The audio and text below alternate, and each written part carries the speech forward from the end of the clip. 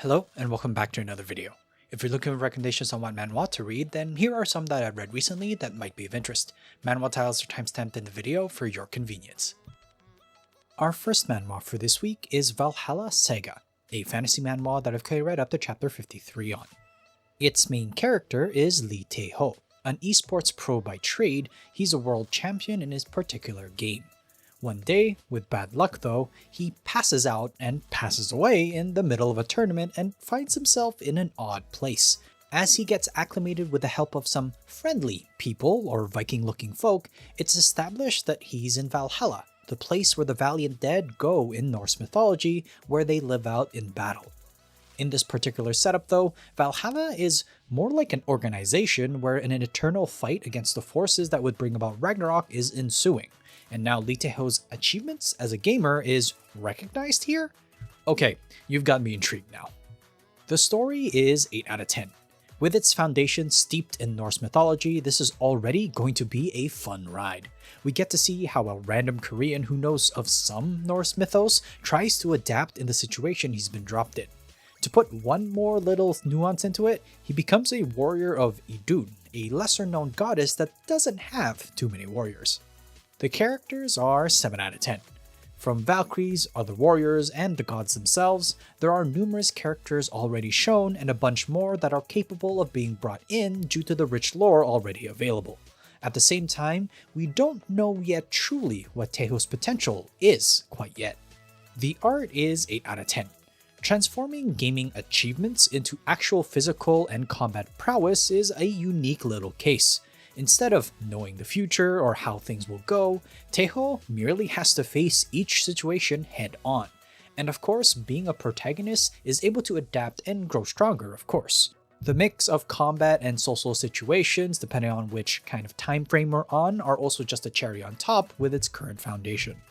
So if you're a fan of Norse mythology and wanted a manhwa that actually focuses on it, then Valhalla Saga may be just up your alley. This next manhwa to take a look at is a reincarnated police officer who uses his wealth to strike down people, a modern manhwa that I've currently read up to chapter 52 on. The protagonist is Bae Min-soo, an individual who was working as a pizza delivery man in modern Korea. That is, until he was caught up in a murder case that saw him seemingly take the fall for it even though he didn't do the crime. Fast forward some time and he ends up serving his full sentence, but as he walks back out to society, gets hit by a truck and dies. Feeling the regretful emotions of the true culprit not being caught, he wakes up as Go Ji-hoon, a young chaebol only 1 year after the case that locked him up originally. For those unaware, chaebol is a Korean term for a young person that is part of the rich and powerful in Korea specifically. With this new identity though, he intends to become a cop that will actually apprehend the person or people who were responsible for his imprisonment and death as Min-soo. The story is 9 out of 10. Someone being falsely accused of a crime is definitely a good way to propose a motive to become a cop. Take it into your own hands, so to speak. At the same time, I appreciate the removal of the time loop phenomena as it's immediately established that Min-soo doesn't actually exist in this Go Ji-hoon timeline.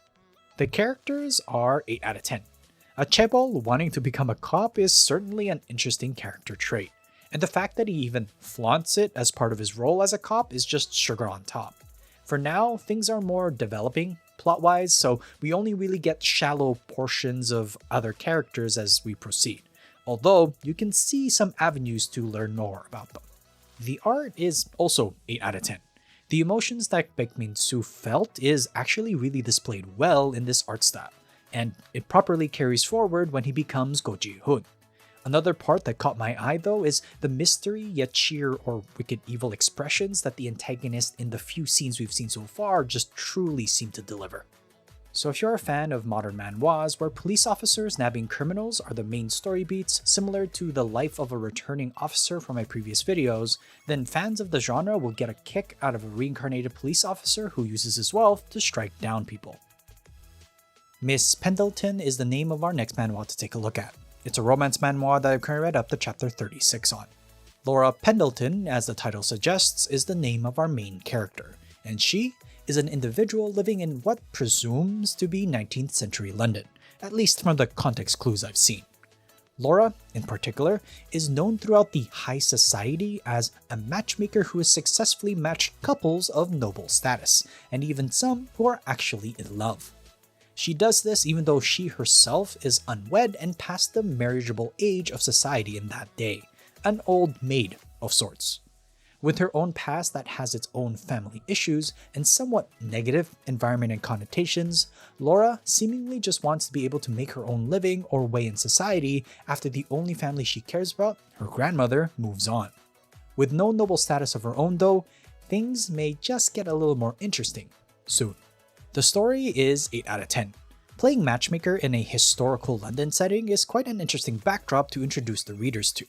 Mix that in with a personal tale of woe with regard to the two main characters at play, especially Laura, and we have something that is reminiscent of Western dramas. Even though I haven't watched it, it does give me a little bit of Bridgerton vibes, maybe? The characters are 7 out of 10. Considering the two that are clearly the fated ones to be, we actually get to learn about them as people over time. They're quite shallow to start with, but as it develops, we get to see their struggles, their histories, and the reasons why they end up having feelings for one another. The art is 7 out of 10 as well. With that Western drama vibe I was talking about, it's delivered with a Korean manhwa art style that I personally enjoy. It's a nice break from the typical fantasy or modern settings that are centered around particular tropes or locations. If you're a fan of historical manhwas and enjoyed Dr. Kim of London from my previous videos, but wanted a romance twist on that society instead, then Miss Pendleton should definitely be on your to-read list. Our shorter story for this week is the Turn-Bound Mage, a fantasy manhwa that I've currently read up to chapter 28 on. The focus of this plot is on Calum, an individual who lived in the modern world that played a particular game by the name of Abyss of the Labyrinth. After clearing its highest difficulty, or supposed highest difficulty, he was given the opportunity to try for an even higher challenge, to which of course he accepted.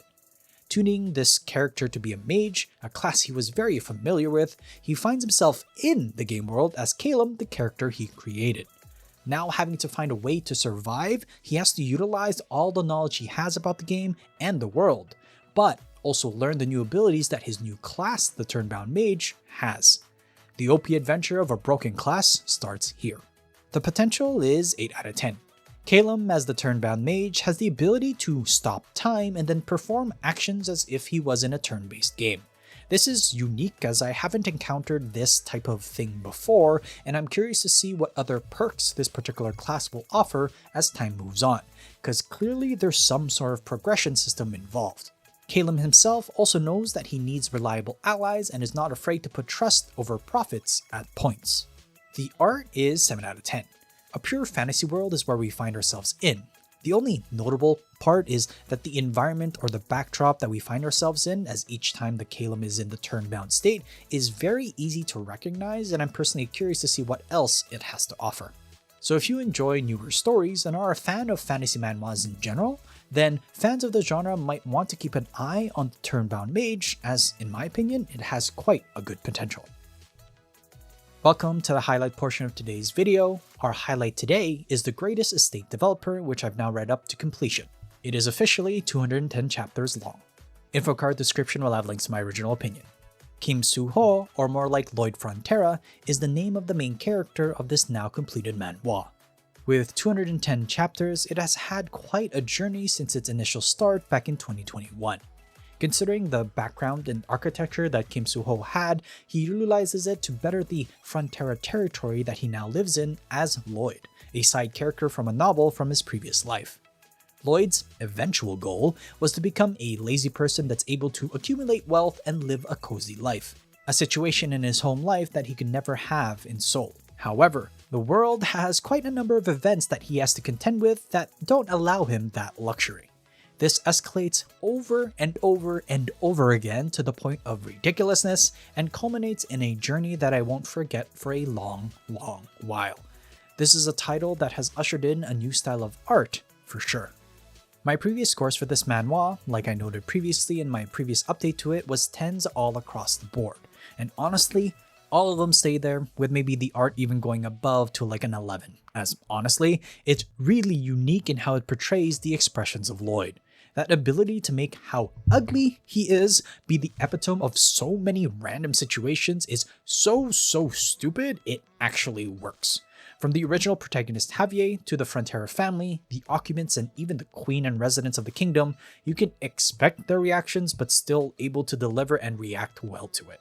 The story as a whole is a good escalating package that has really two protagonists who share in the struggle side by side.